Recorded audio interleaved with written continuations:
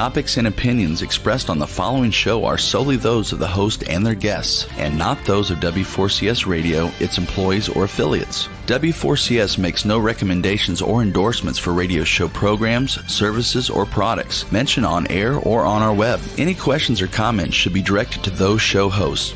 Thank you for listening to the Cancer Support Network on W4CS.com.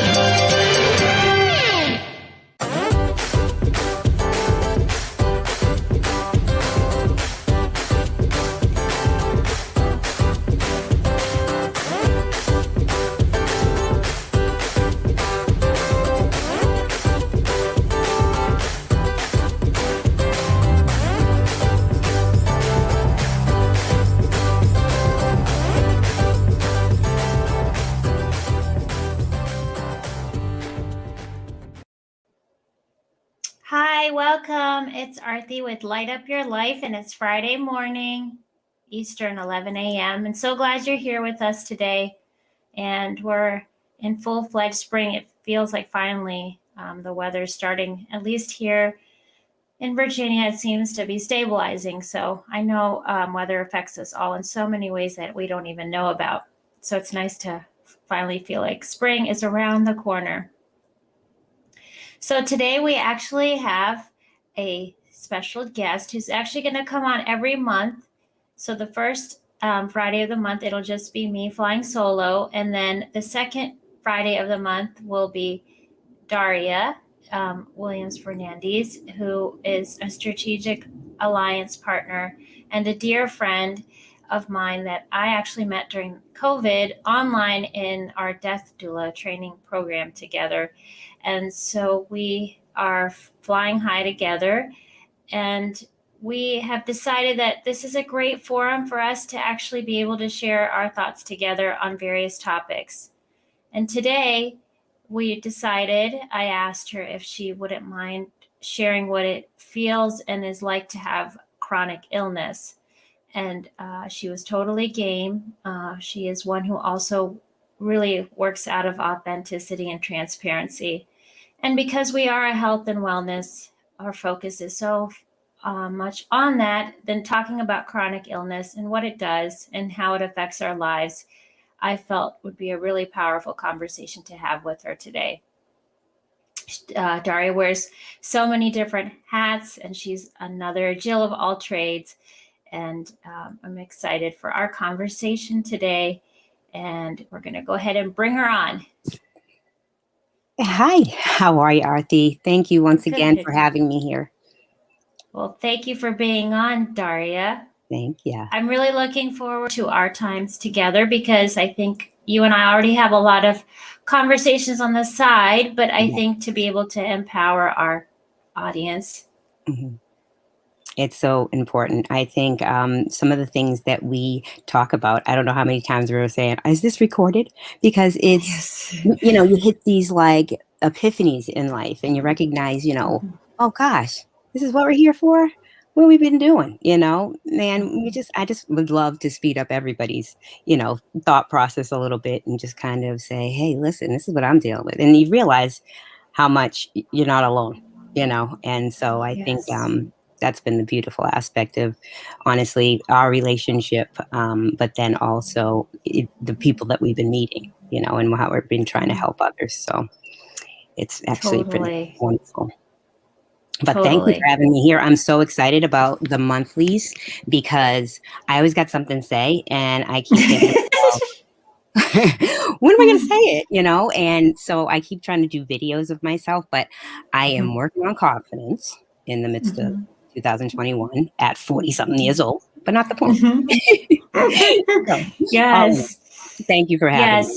No, this is definitely all about partnership across the board. And so, Dahria, I will start by starting with the definition of what chronic illness looks like in general, but then I would love to ask you about what definition you either have created for yourself or if this jives with you. So chronic illness in general is a debilitating or a lifelong or a long-term condition that affects our health and wellness. And I'm actually taking bits and pieces of what I have read, right? This is my own of what's taking on. and it impairs our functioning in all our domains of life. I would say you're right on point. There's nothing really more to say about it. I mean, I think there is, if we're talking about breaking it down into the medical definition, as opposed to what I think most of the people that have been diagnosed with a chronic illness or even a terminal illness, they turn to looking at their spiritual definitions of things or their emotional ways of getting through, the coping skill. I think the definition, if I were early on in diagnosis, that's a hard thing to look at or hear. Mm-hmm. It can't really sugarcoat it, even like you're Mm-hmm. saying, you're taking pieces of it, you know what I mean? But when you say lifelong, right, you say debilitating, you say, basically, how it over time could pathologically change things in your life, whether that be your goals, what you aspire to do, what you aspire to be, what what additionally you start questioning things, and I mean, even when we're talking about that spiritual aspect, you say, why me, and so that definition, you're right on, but it's hard for the person hearing it when they're first diagnosed. But then even over time, as they start seeing it happening, it becomes another time where that definition rings true. Like, just personally in my life right now, I'm probably, when I call pause my legacy project, I'm really grieving the loss now. How many years later? At the beginning, I was grieving, but that was depression. Now it's like, now you're watching it because you're seeing as you get older and all your body parts aren't working as well as they always were. Even your cells aren't functioning the same. At the end of the day, you kind of things start showing their ugly faces. So that's why, in my life, some people may know I'm a funeral director. I own a funeral home in Boston, down in the city.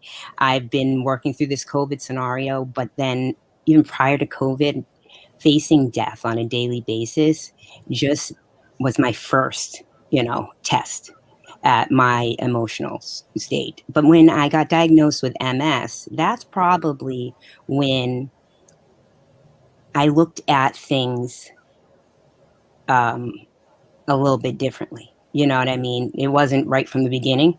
There was some, basically what I call my time of honestly just being down, wallowing in it. You know what I'm saying? But knowing that I had to fight and I'm going to fight again. You know what I'm saying? But sometimes you get hit and you wallow and then you get up and fight again, and that's what chronic illness is falling, getting down and wallowing in some of the pity of it. You know what I'm saying? And then knowing that you got to fight to get back up. You got no choice, at the end of the day.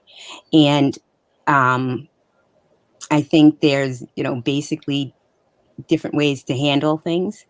But there's really, either dealing with it, accepting it, or tolerating it, or at the end of the day, just, honestly falling into it. And that's one thing that I ain't having. You know what I mean? The falling into it is probably a little bit of my issue, because I won't fall into it, which doesn't necessarily let me recognize my limits. So there's a lot to that definition. Definitely. Totally. And we're going to get into your story of MS, but just to remind our audience what chronic illness is looking like is MS, Parkinson's. You have a lot of your brain motor affects that come under chronic illness. And then we go to our GI distresses like Crohn's, and even leaky gut. Like the gamut is really huge for chronic illness. And they all look different, but they all do share what you were saying, like the pity, And actually, I'm glad you said first, sometimes you do wallow in some self-pity, because that is completely needed to have that emotional expression, right? You're human. Yeah. Yes. Yeah. I'm And so glad you sometimes we get expressed. stuck in the spiritual strongholds that, religions can kind of bring into the picture, or even our cultures can bring into the picture, that we don't feel comfortable allowing ourselves to have those moments. And those moments is why I even created Pause, because those were my times. And I was beating myself up because I was having those times where I was pitying, but I wasn't recognizing how much strength I was building at the same time, you know? So, yeah, definitely Totally. needing. So, Daria, let's go through your timeline and let's go back to, if you remember, when you were diagnosed Yeah. and what that looked like. Mhm. I know it's been a while, but some of it does come back to us when we're first diagnosed, or I have a Mhm. family member that's diagnosed. Mm. What did it look like? Where were you emotionally? Like, just share that experience with Right. us. Right. So I honestly, when I first was diagnosed, it was one of those situations where I had way too much knowledge because I had gone, pre-med, physical therapy, business management. I knew what I wanted to do, have a wellness center of my own. And at the end of the day, I get hit with this diagnosis about 18 months after my daughter was born. And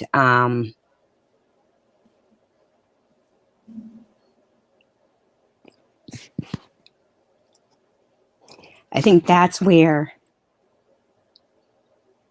the first reality of what MS was going to be like for me was getting used to losing. And the first thing I lost was my ability to feel my daughter. I really don't know what her skin feels like today. And I just rub and touch. And it's crazy because even in my disease, when she touches me, it changes my whole everything. So I think that aspect of things was my first recognition of what loss was for me. Um, and I service people all the time in loss.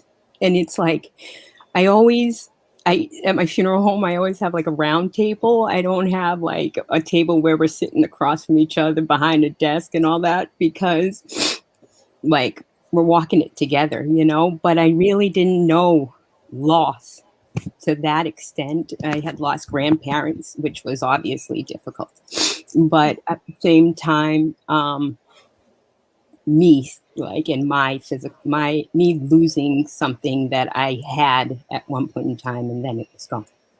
My second child, 10 years later, I lived in fear because probably for 7 years, when I walked into the MS center, my husband always tells this story, like my whole support team's there, mom, dad, my husband, we're coming in, and the doctor comes in out into the lobby, and he's looking around, doesn't say the name, just kind of looking to see, if there's somebody in a wheelchair. And then he goes back into his office, comes back out, and he calls my name. I get up, I walk in. He closes the door and he says, I honestly have to apologize to you because from what I saw on your MRI, I thought you'd be in a wheelchair.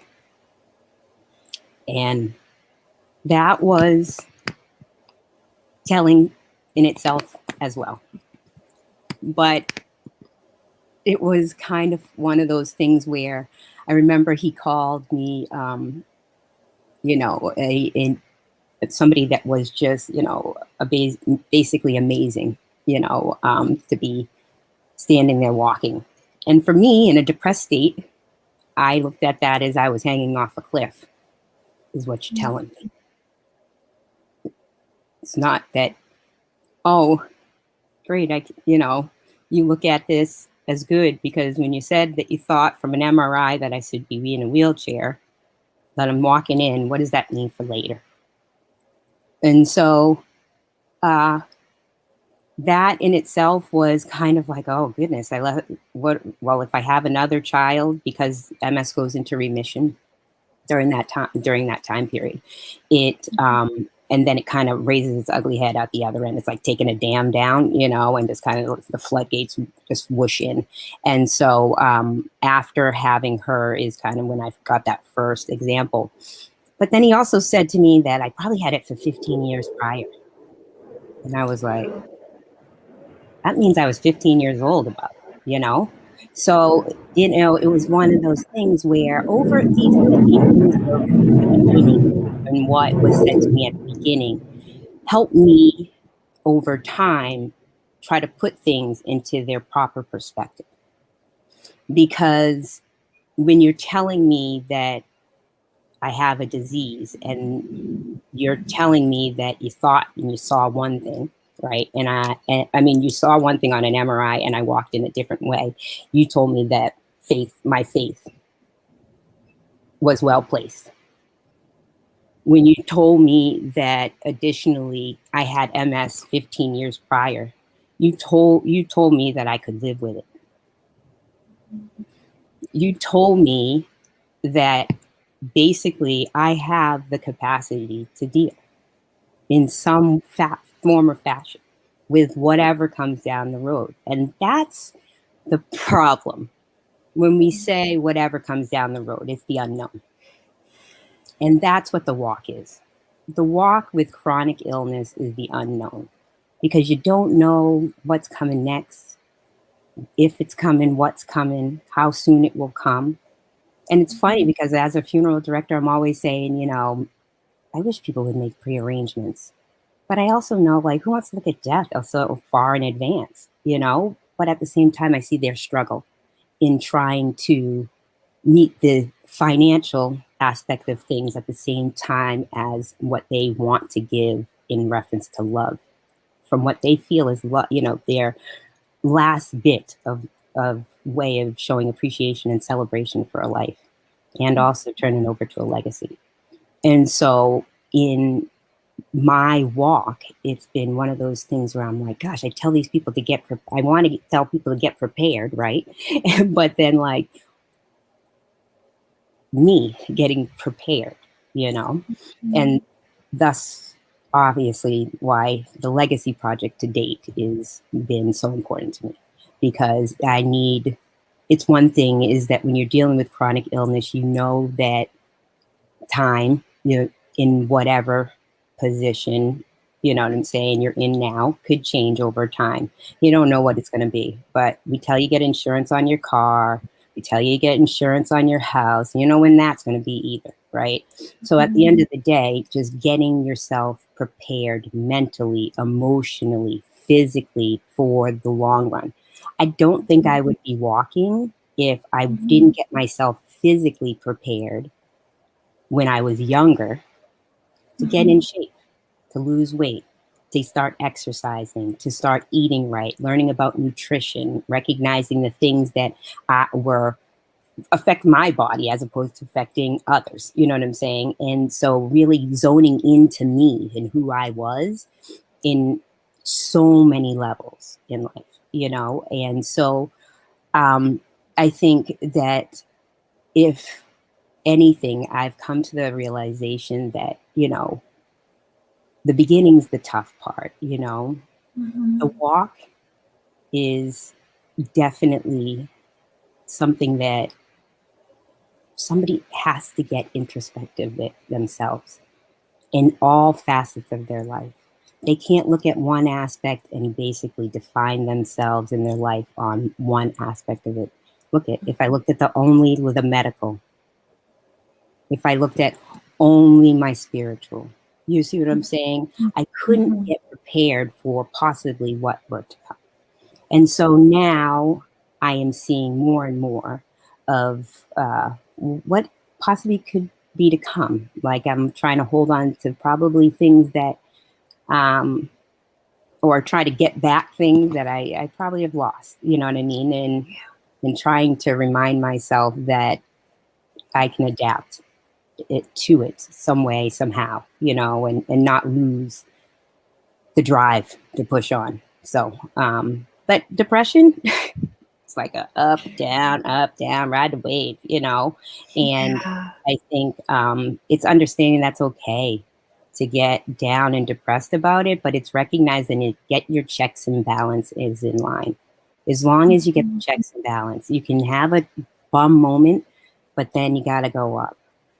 I've had some times where, you know, it's also a lot of medications coming in, so you're always trying to decipher, is this me, my disease? Is this me, being just Mhm. depressed and whatever? Or is this now my disease causing these chemical craze, right? Or additionally, is it now medications that are additionally kind of turning things for me?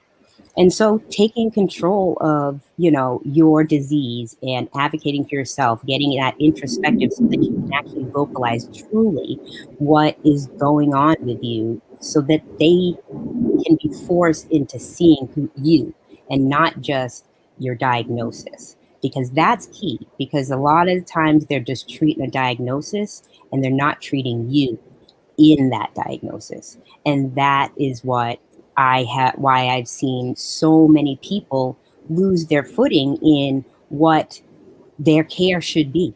Mhm. A doctor just Mhm. yesterday told me, hey, listen, I think we should do this. And I'm like, well, wait, hold up. We did this. He wasn't in my life at that point in time. If I did not remember that chronological stages of like when I was prescribed something before and when that medication caused me, some kind of heart palpitations or breathing such and such or whatever the case may be. So one thing about when you were talking about remembering at that timeline, is getting a journal. I don't know how many I have because the Mhm. MS is made, the frontal lobe a little funky, right? But at the same time, I got a journal. Where the journal is, not the point. My kids will find it. Mhm. Okay. But at the same time, writing down the date and the times of what was what and getting your medical records, putting them into a drawer.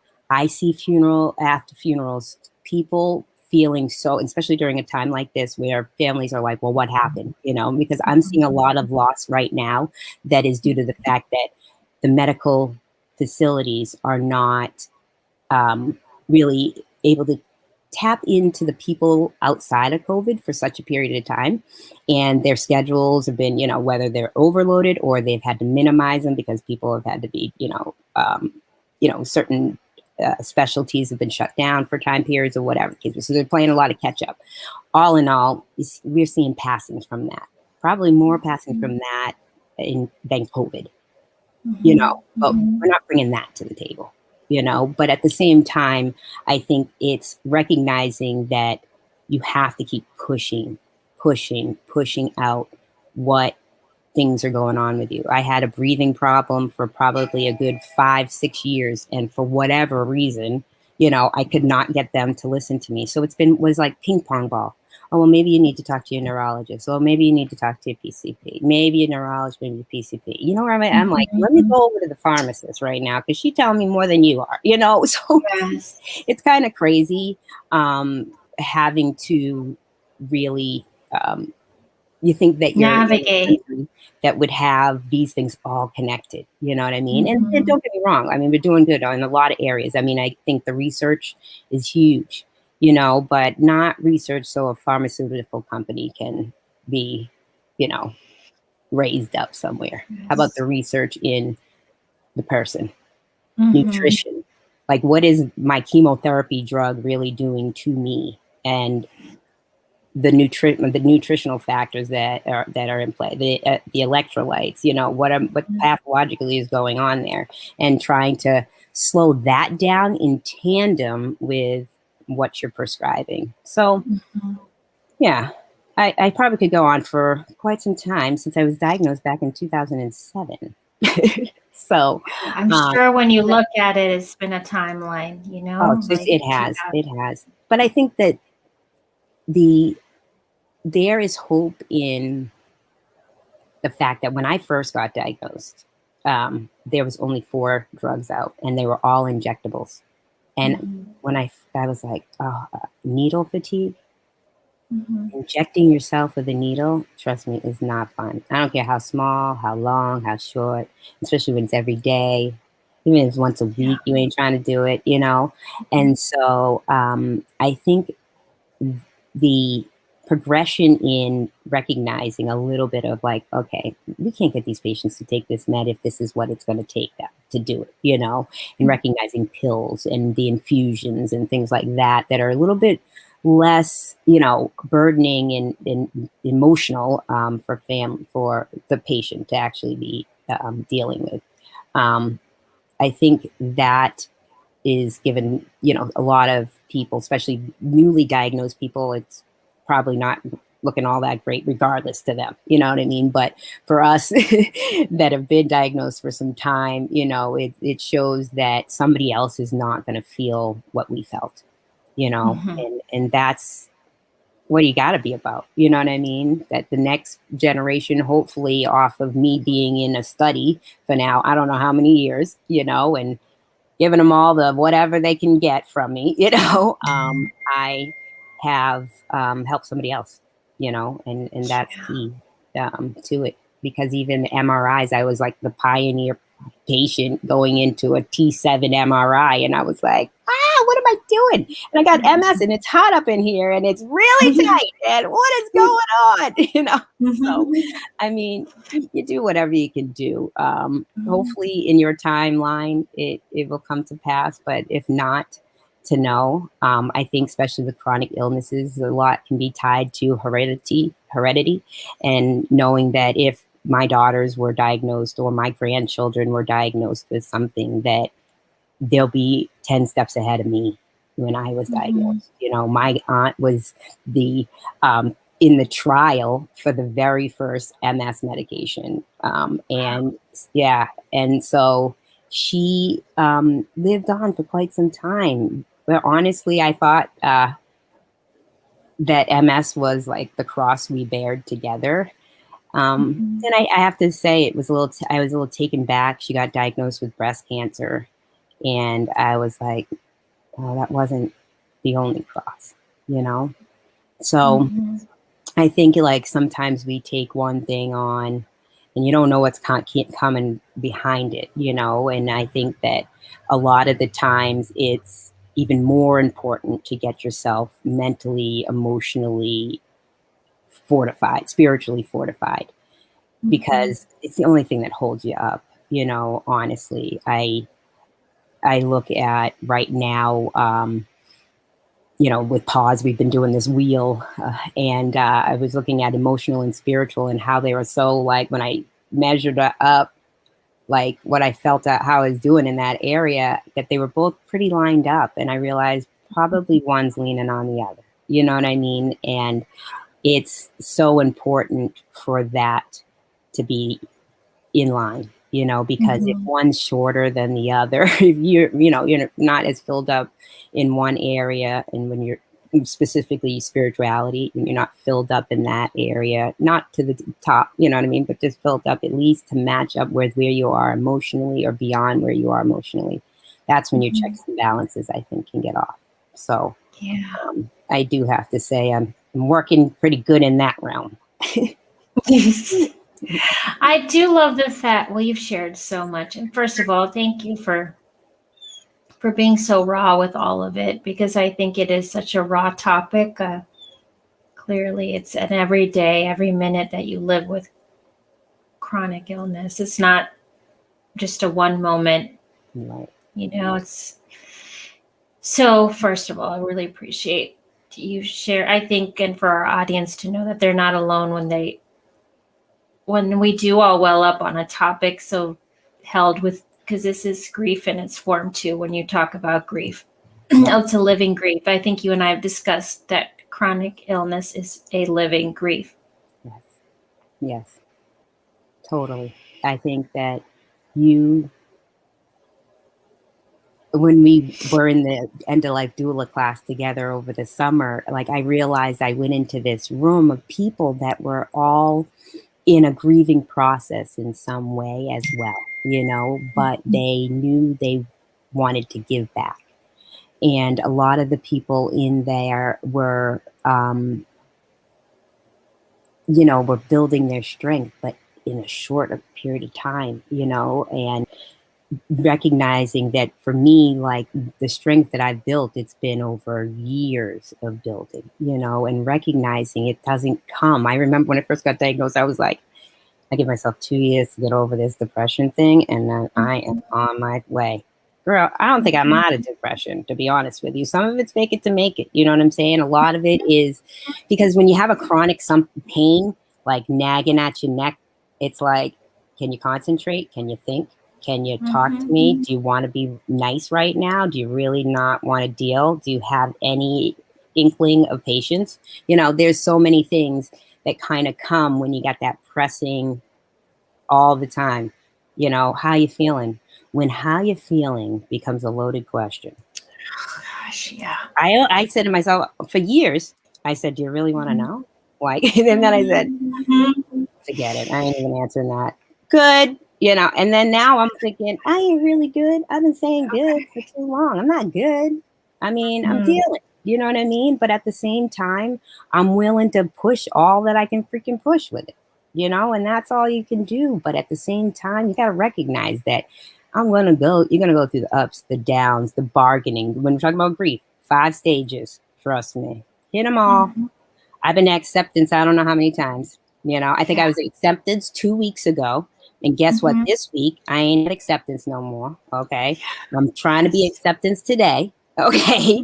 But tomorrow, I'm not going to wallow. I'm going to keep pulling myself up. So I've gone down even right now, and things honestly that I've been wanting to do and attain and drive for, they're coming together. But my fear of the unknown, will I be able to keep up with it? Will I be able to, hold to my commitment, hold to my, to a mass amount of people? You know what I mean? Will I drop the ball? Will I, and so now you got everything going for you, and still who's knocking on your door? You know what I mean? Just that total voice of negativity, and it was funny because we were talking about, in January in pause about emotional, and it was just like the negative conversation. They said 70% of our conversation to ourselves is negative. Now, if you're talking negative, who is going to be talking anything better? You know what I mean? So it's like, honestly, anybody talking to you should be better than what you're pouring into yourself on a daily. Absolutely. So it all comes. So speaking of that, how do you address for you, like when that negativity of will I be able to do this? Do you have a mantra or something that you say to yourself, or how do you get because look, the ruts that we all have are different than the ruts of physical pain. Right. That rut is different. So can you tell us, what do you do or in those moments, or how do you pull yourself out? Right. So art. I actually became an art therapist just because that's my way of dealing with, my emotions and trying to just think things through. A lot of it is truly my own personal art therapy. I really don't have the time to even really be doing as much art therapy with others.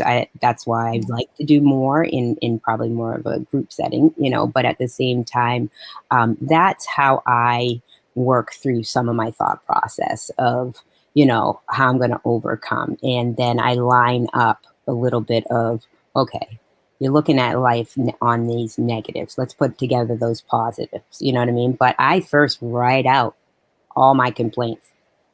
And then I figure out, let's put them in their different category boxes, And then what can I control and what can't I control?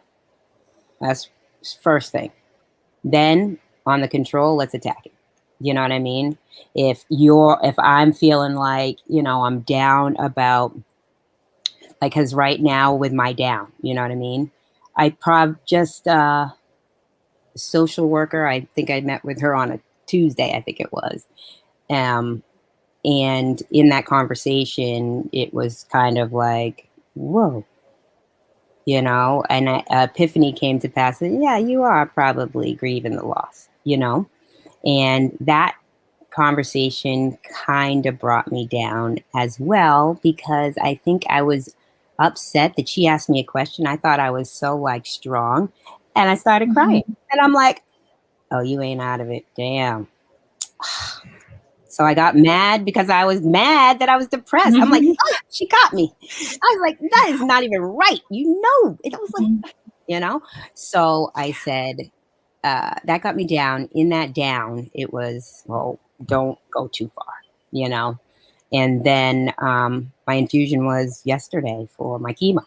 And that was, it's lonely. You go in there, you're there for like 6 hours and you're sitting doing nothing, just watching people, coming in and out. And it's just, and it's scary now too. You know what I mean? So at the same time, I think it brings me to a place of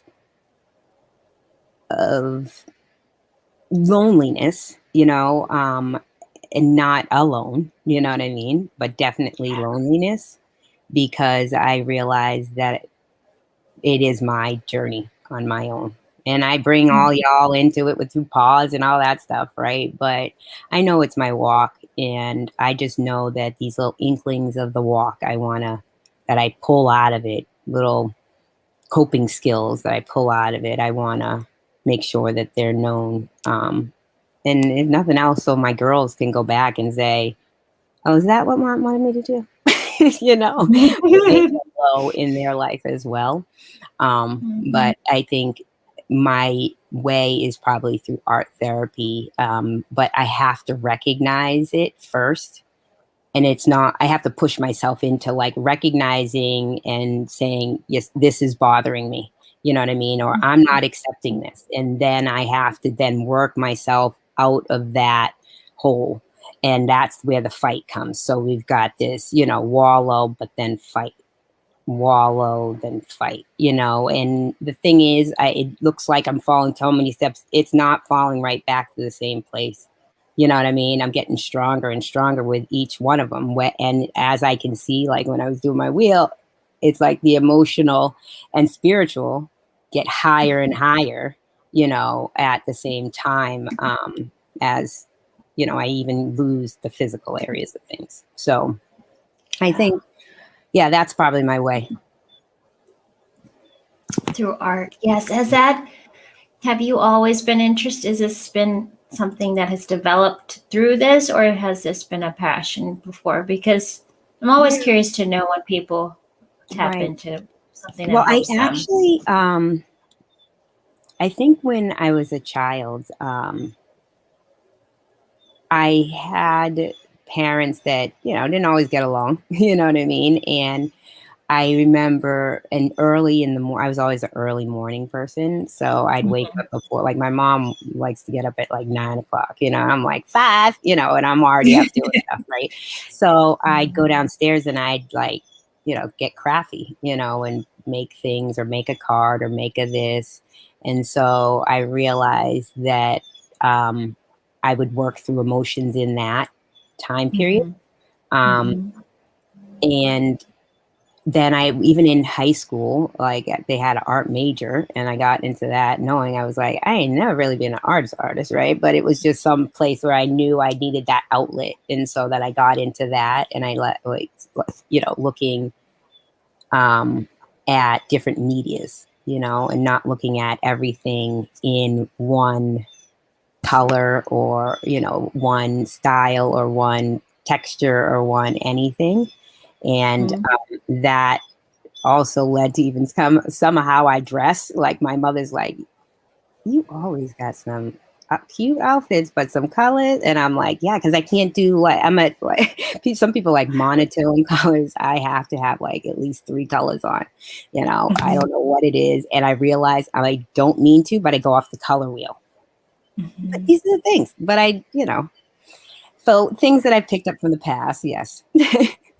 That's awesome. I'm really glad you shared the fact that you have, because this is what we do. We all have to have, and especially when you have a day-to-day physical internal pull. And it could be as simple as someone who enjoys picking up a book, or even if it's watching some trashy TV, whatever it is, you do have to have an escape in those moments. And what I mean by escape is like a way to like live, to let yourself flush out of that place, of that physical debilitating pain when you're in so much pain.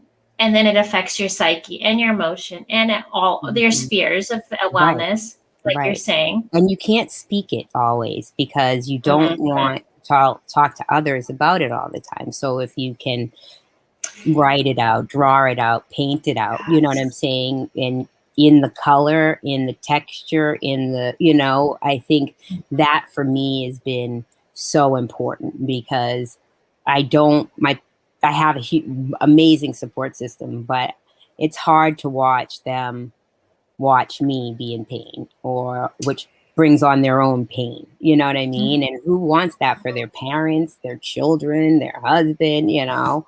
I think I remember even my husband, I don't know how many years ago, probably, well, I know when I was first diagnosed, I was like, you can leave me, you know, honestly, there's no expectation of you to stay, you know, because there's just so much to accept, you know, and those vows, you know, it's, you know, in sickness and health, better for worse, blah, blah, blah, blah. And then, you know, always the part that people even miss is that, you know, and things not foreseen. And so you have to always remember that that is one of those things on the list as well when you're making that vow to an individual. And so, you know, I think there's a lot of things that, you know, it's affected, just like you were saying right from the beginning. It was the effect on the individual person, but then it's everything around them, even environmentally, financially, occupationally, intellectually, socially, physically, spiritually, you know what I mean? Like every area is affected by a chronic disease. So what do you do? What do you do? Yes. You see, and that's the thing that I think people have to try to figure out how to work through in their own way. But at the same time, you can't not work through it. You know what I mean? And, you know, I have so much belief in so many other religions and the wealth that can come out of them. But in reference to my walk spiritually, I have chosen Christianity. And just to know that it's blueprinted for me, you know what I mean, already. And that if he has nothing but good for me at the end of the day, you know, then what is it supposed to be? It's just, what am I doing with what has been given to me? You know, am I wallowing and not getting up? Am I falling deeper and deeper into it? Or am I seeing my purpose and recognizing what I need to be doing? And if nothing else, you know what I'm saying, to at least recognize how life is good, you know, and from these adverse things in your life, there's a lot of building you can do with them, you know, but you gotta definitely put in some work, you know, and this is my journey. Some people, you know, I look and walk and see a person that is in that wheelchair. Does that mean that they didn't do what they were supposed to do? No, it's just that sometimes what they've been dealt. Why, you know? And I feel like because of my belief system that, like, when you're planted with some amazing seeds, the devil don't want that crap coming out, right? He don't want it coming out because that's going to mess up his plan. So he tucks him down in people that have so much to give. We're talking about the mentally challenged individuals of the world.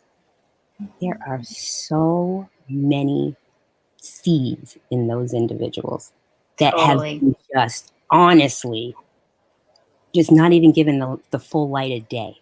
And then we ain't done no better to help them. You know what I mean? And now we're looking at mental health and saying, oh, maybe we should help them out.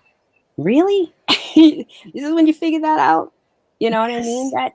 That's a little bit crazy, you know, but at the same time, like a person like myself with MS, I would have been put in an insane asylum. You know what I mean? I would have been put back in the day. You know what I mean?